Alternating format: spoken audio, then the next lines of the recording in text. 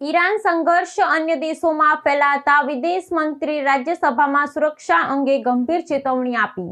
પશ્ચિમ એશિયાના ક્ષેત્રમાં સુરક્ષાની પરિસ્થિતિ અત્યંત ચિંતાજનક સ્તરે પહોંચી હોવાનું જણાવતા વિદેશ મંત્રી એસ જયશંકરે રાજ્યસભામાં મહત્વનું સંબોધન કર્યું છે। ઈરાન અને તેની આસપાસના દેશોમાં ફેલાયેલા સંઘર્ષને કારણે મોટા પાયે જાનમાલની હાનિ અને વિનાશ થઈ રહ્યો હોવાનો ઉલ્લેખ કરીને તેમણે સ્પષ્ટ કર્યું છે કે આ વિવાદ હવે અન્ય રાષ્ટ્રો સુધી પણ વિસ્તરી રહ્યો છે। ભારત સરકાર આ વધતા જતા તણાવને રાષ્ટ્રીય હિતો માટે અત્યંત સંવેદનશીલ ગણાવી રહી છે અને પરિસ્થિતિ પર સતત ચાંપતી નજર રાખી રહી છે। વિદેશ મંત્રીએ તેમના વિશ્લેષણમાં ભારપૂર્વક જણાવ્યું કે પશ્ચિમ એશિયામાં પ્રવર્તતી આ અસ્થિરતા ભારત માટે સીધી ચિંતાનો વિષય છે, કારણ કે આ ક્ષેત્ર સાથે ભારતના ગાઢ આર્થિક અને ઉર્જા સંબંધો જોડાયેલા છે।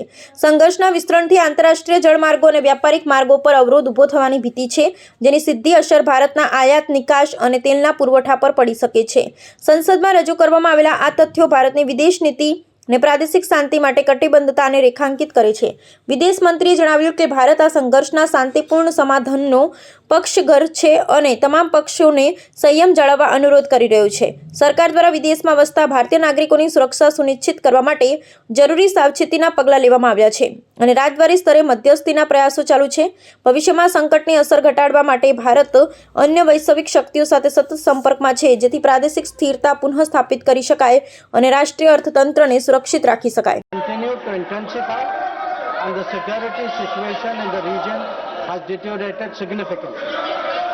We have noted that in fact the conflict has spread to other nations with mounting destruction and death. Normal life and economic activities in the entire region are visibly affected and in some cases have come to a halt. We therefore reiterated our call on 3 March for dialogue and diplomacy and spoke up for an early end to the conflict. I am confident, Chairman Sir, that the House joins me in expressing our sorrow at the loss of lives. Honorable Chairman Sir, while any development that negatively impacts peace and security in the world is deeply troubling, this ongoing conflict is an issue of particular concern for India.